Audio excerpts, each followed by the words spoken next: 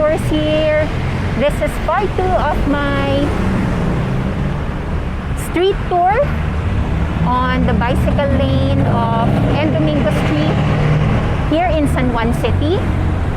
I am now making my way back to Cubao, Quezon City, where I live, which is about roughly 3 kilometers from here.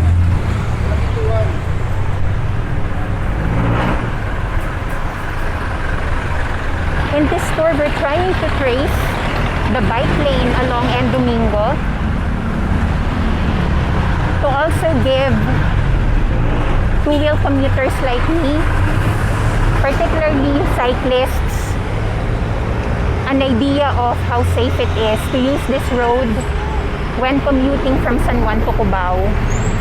But unfortunately, as you can already see, the yellow bike lane line is already blurred. It's gone. You cannot see the yellow paint anymore. So I'm calling on the local government of San Juan to kindly repaint that yellow strip for our safety.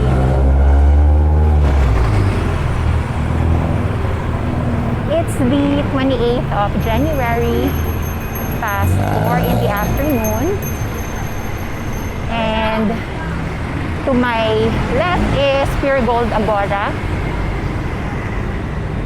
This is now the commercial part of San Juan City along Domingo Street.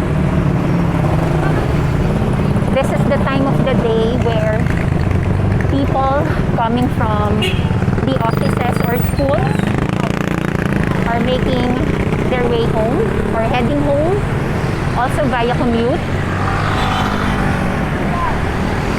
Mainly riding the public utility jeepneys like the one you see in front of me.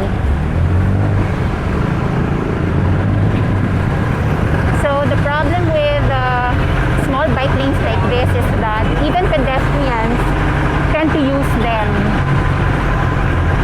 So if you're not careful, you might find yourself running over people on the bike lane even though you're the one who's correctly using the facility, like this one. She's about to cross. But thank you for giving way to me. And look, so this jeepney in front of me is picking up passengers. Not really mindful that I have the right of use.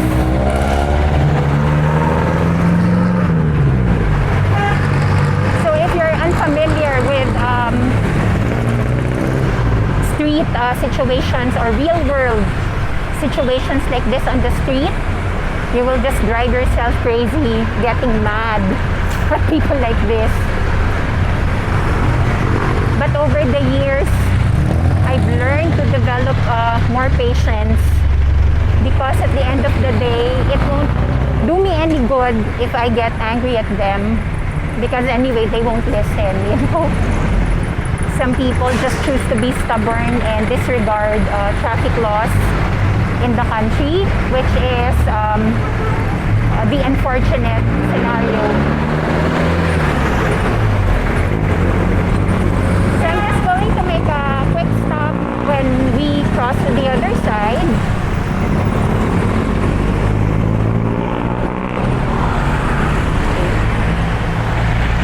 So that is the most famous local ice cream brand, which has really made a name for itself. And they have unique flavors that even major brands don't offer, such as midnight cookies and cream, strawberry filled, which is my favorite actually.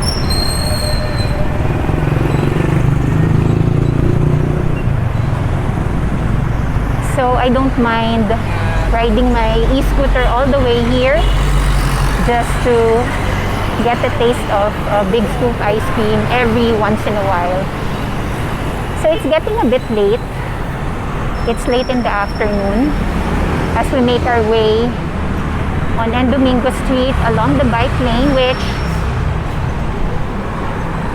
in this part, I'm happy to say, the yellow lines are back, which segregates this lane from the rest of the street. However, it still doesn't make it 100% safe because four-wheel vehicles tend to invade this space at any point.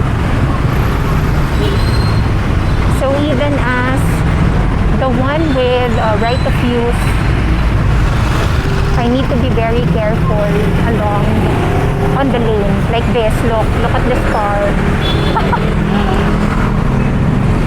But you can't blame them because if they need to turn if they need to turn right, you know, they really need to hug that part of the lane. So it's not entirely their fault.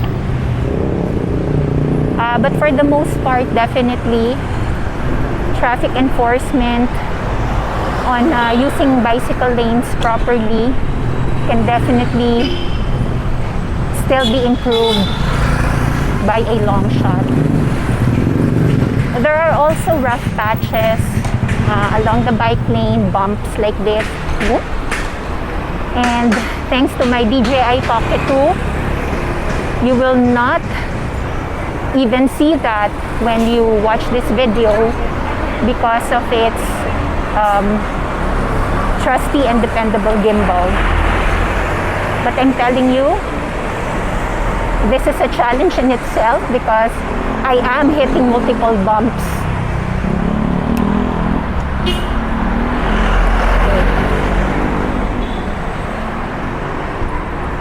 So these are the hazards that you need to watch out for if you decide to commute on your two-wheeler along Domingo Street. And this is the reason I'm giving you this tour, so that if you're cycling here for the first time, you know what to expect and what to watch out for. And I have loads of examples. Okay, so now this is perhaps the riskiest part of Domingo Street yet. Up ahead, when we intersect, or when the street intersects with Gilmore Avenue, because there is no, for some reason, traffic light there. For the life of me, I don't know why, but ever since I can remember, no traffic light has been installed in that part, which is why road accidents they tend to take place there. Myself, I almost got hit by a biker who was crossing over from Gilmore to the other side, and I was on my way to the other side of Domingo. He already saw me coming, but for some reason he thought that, you know, he could speed up and overtake me, but no, he almost hit me. And I gave him the angriest stare I could muster. So we will definitely get a good idea of that. And yep, this is where the vehicles also speed up. So that is another risk you need to watch out for.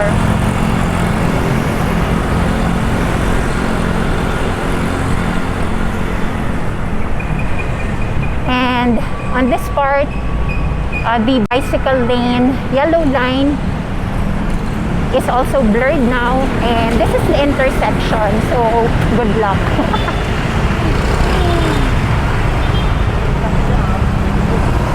You just need to stick close to these guys. They are my bodyguards on the street. So look at how traffic is weaving in and out.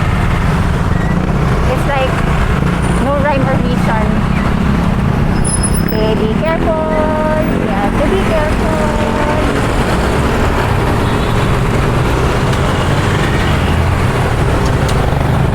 Okay. Yay! We made it! But I was so scared. Which is why I hardly take this route actually. I don't. If I can help it, I really avoid this part of Domingo. But you know, I will not give justice to this bike lane tour if I don't take this route. So I'm just thankful that we made it safely. Thank you for the friendly honk. So now, as you can see, there is hardly any bike lane visible on this side. I don't know if they cut it off entirely or the line just got blurred from overuse perhaps. And this jeepney is making me very nervous because it's like he's the king of the street. That's what we call them, by the way, here. They own the streets. So watch out for them. Alright, we're on the clear. And to my left is my favorite, Robinson's Magnolia Mall. So we have now crossed over to Cubao, Quezon City, after hitting Gilmore Avenue back there. So now I feel a lot more comfortable and relaxed because this is my territory. Although we're still not in the clear until we reach the end of Domingo Street because of all the cars.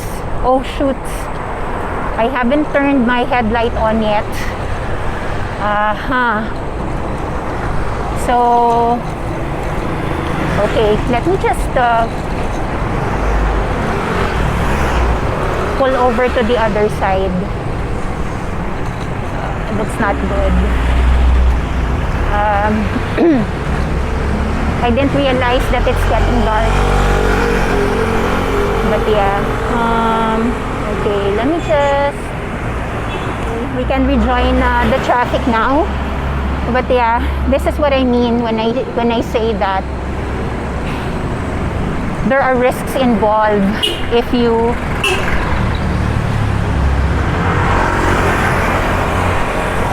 decide to cycle here on Domingo.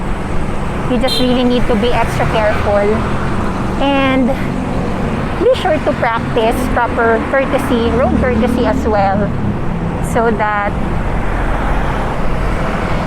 drivers will repay you in kind. My hair is on my face.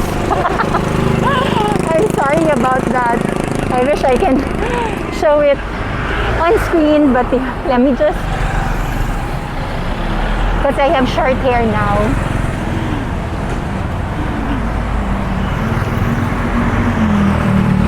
Okay.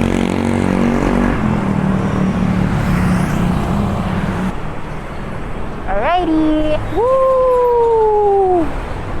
I love this part where there are hardly vehicles on the road that I need to contend with.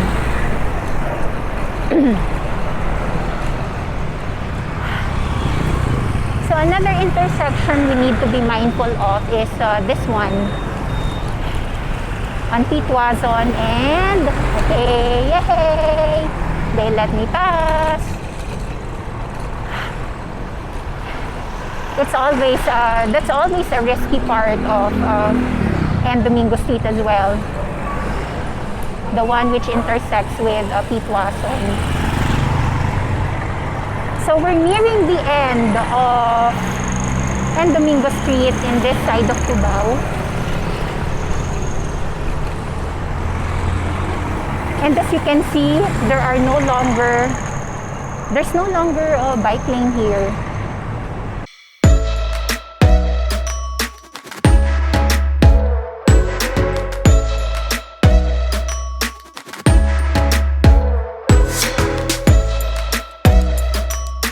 I didn't notice where it got cut off, but definitely on this side, I don't feel the bike lane anymore. So we're now approaching Aurora Blvd, where we started our trip in my other video, going to the opposite direction to San Juan City. If you found this video helpful, please give it a thumbs up. And definitely, I would feel very loved if you subscribe to my channel. Always stay safe and have a rosy day ahead. Bye!